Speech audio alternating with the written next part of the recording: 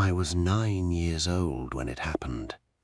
We were playing hide and seek at my friend Caleb's house during a neighborhood cookout. There were kids everywhere, running through sprinklers, climbing fences, yelling over each other while parents drank beer on folding chairs. It was getting late, but not dark yet. That soft orange hour before sunset. Caleb was counting near the back porch while the rest of us scattered through the yard. I remember laughing as I ran toward the old oak tree at the edge of the property. Everyone knew about that tree. Huge, twisted, ancient enough that the roots pushed out of the ground like giant knuckles. The adults always told us not to play near it because lightning had split part of the trunk years earlier. That's why I picked it. Nobody else ever hid there. Behind the tree there was a narrow space between the roots and the broken trunk, almost like a hollow passage. I squeezed inside. The air immediately felt colder. Not normal shade cold, still cold, quiet cold. I crouched there, hugging my knees, trying not to laugh while Caleb was counting from across the yard. 19, 20, ready or not? Then silence. I waited and waited. No footsteps, no voices. At first I thought everyone was just hiding really well, but after a while, something started bothering me. The insects had stopped. No crickets, no birds, nothing. The silence pressed against my ears hard enough to hurt. Finally, I crawled back out and realized it was night. Not sunset, night. A dark purple sky stretched over the neighborhood, thick clouds moving too fast overhead. My stomach dropped. There was no way hours had passed. I turned toward Caleb's house. The windows glowed violet from the inside. Not warm yellow light, purple, deep, pulsing, like bruises under skin. Every house on the street looked the same, still, silent. No music, no talking, no laughter from the cookout. Just that strange purple glow behind every curtain. I remember whispering, "Hello?" Nobody answered. Then I saw the dog. Caleb's golden retriever trotted around the side yard on its hind legs, not awkwardly, naturally, like it had always walked that way. My chest tightened so hard I could barely breathe. The dog wore something on its head, a baseball cap, my friend's father's cap. The dog stopped when it saw me. Its posture straightened slightly. Then it smiled. Not like dogs smile, like a person pretending to. I stumbled backward. "No!" The dog tilted its head, and in a perfectly calm human voice it said, "You came out too early." I ran. I don't even remember deciding to. I just ran across the street toward my house, my heartbeat roaring in my ears. Every house I passed looked wrong. Shapes moved behind curtains too tall to be human. Some windows had faces pressed against the glass upside down, watching. When I reached my driveway, I froze. My house was there, but altered. The front door taller, the windows narrower. And standing in the yard, my mother. At least, I thought it was her. She stood perfectly still beneath the porch light, facing away from me. "Mum," I whispered. Her head turned too fast. The movement made a wet, cracking sound. And when she looked at me, she was mirrored. Eyes too low, mouth slightly off-center, like someone had rebuilt her from memory without understanding how people fit together. "You hid very well," she said softly. Behind her, more figures stepped onto porches all along the street. Neighbors, families, all wrong in small ways, smiling too wide, standing too still, watching me. And then I noticed something even worse. At the edge of the yard, near the oak tree, another boy stood partially hidden behind the roots. He looked exactly like me, except dirt covered his clothes, and his skin had the pale grey colour of old paper. He raised one trembling hand toward me and mouthed 2 words. "Don't switch." The purple lights in every house suddenly brightened all at once. The people on the porches began walking toward me in perfect unison. And behind me, from the direction of the tree, I heard my own voice call out softly, "Ready or not?"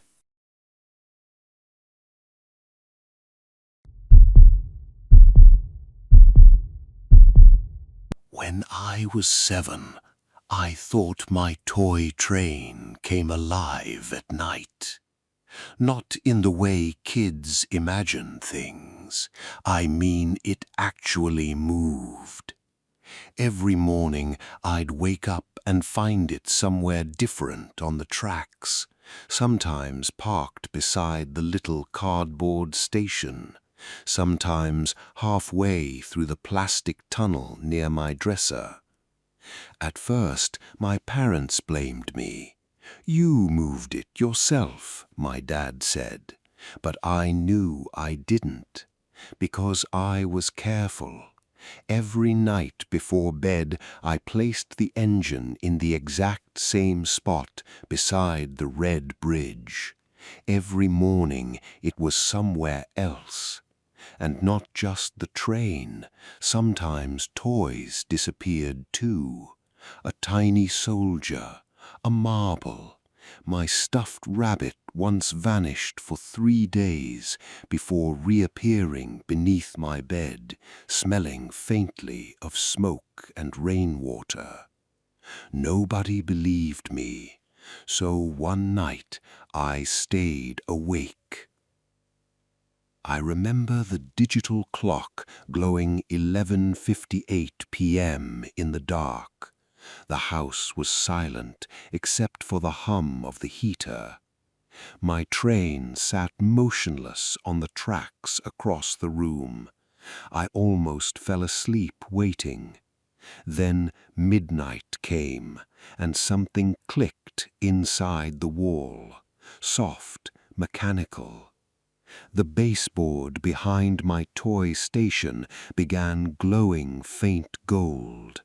I sat up upright immediately, clutching the blanket to my chest.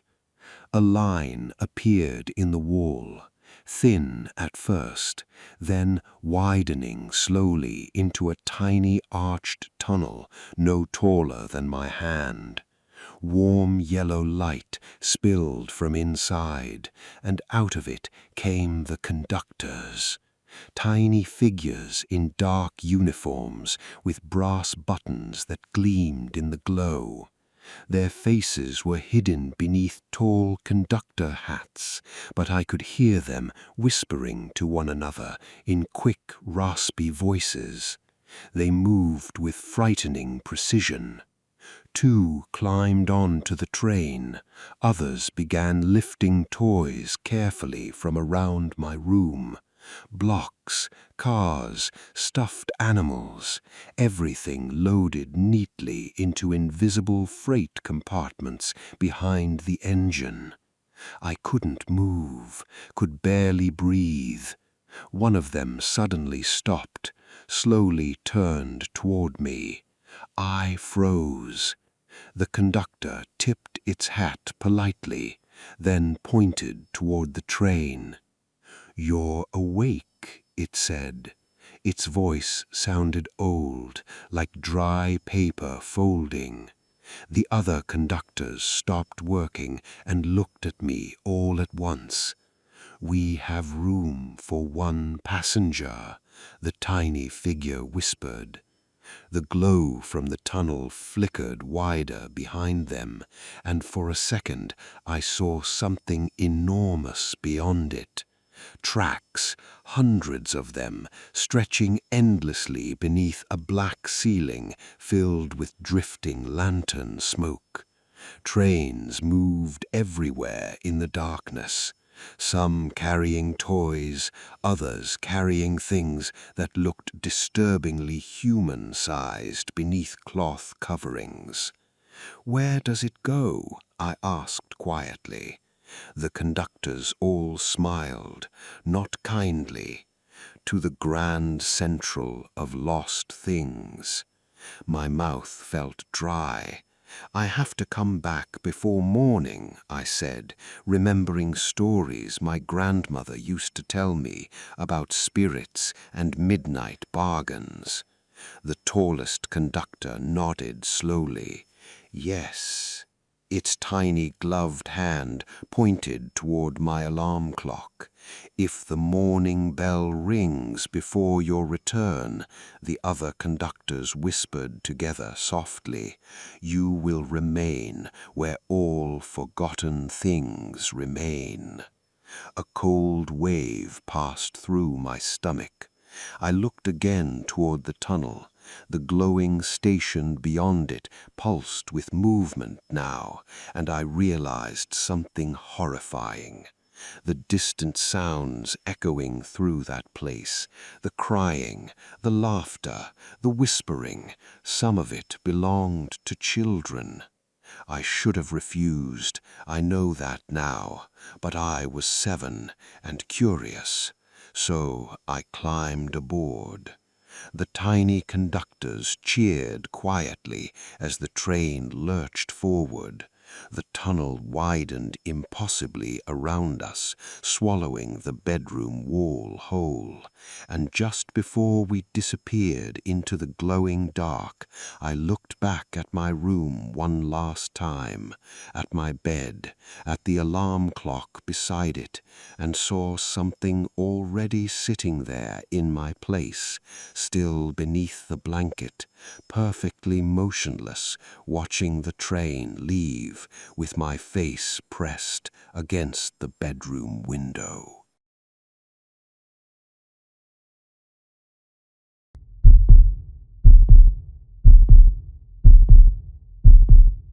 I noticed it while brushing my teeth. I lifted my right hand. My shadow lifted its left. At first, I thought it was the mirror light messing with me, but when I turned around, the shadow on the bathroom wall stayed wrong. Perfectly wrong, like someone copying me from memory instead of real life. I stared at it for a long time. Then it waved. Not when I did, by itself. I screamed and fell backward into the sink. The shadow immediately copied my panic then, flattening against the wall as if pretending nothing happened. I didn't tell my parents, mostly because I thought they wouldn't believe me, but also because I wasn't sure it wanted to hurt me. That night it spoke. I was sitting on my bedroom floor trying to finish homework when the lamp beside my bed flickered. The shadow stretched longer across the wall. Then I heard a voice, soft, young, almost exactly like mine. You hate chores too? My skin prickled all over. The shadow peeled one hand away from the wall slightly, fingers bending strangely flat against the paint. It can help, it whispered. I should have run. Instead, I asked, how? The shadow pointed toward the pile of clothes in the corner. Sleep, it said. I'll do them. The next morning, my room was spotless. Every toy organized, laundry folded perfectly, bed made tight enough. My mother stared into my room in shock. Wow, she said, I wish you cleaned like this every day. I laughed nervously, but when I glanced toward the wall beside my dresser, my shadow looked different. Not fully black anymore, gray, faintly textured, like real fabric under dim light, and my own hands looked slightly pale, transparent almost, only for a second. After that, the shadow kept helping. Homework, cleaning, making my bed.